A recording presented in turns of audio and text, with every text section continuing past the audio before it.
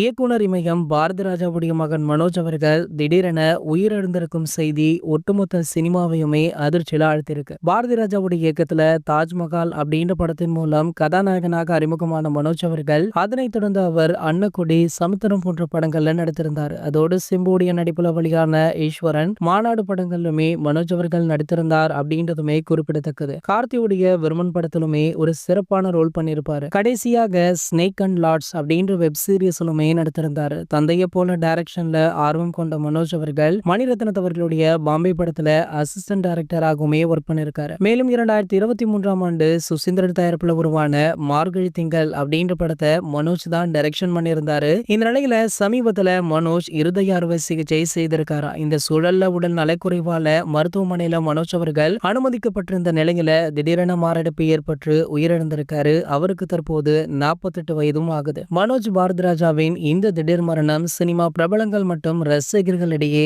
அதிர்ச்சியை ஏற்படுத்தியிருக்கு. மேலும் திரைப்பிரபலங்கள் மனோஜ் அவர்களுடைய மறைவிற்கு அஞ்சலி செலுத்திட்டு இருக்காங்க.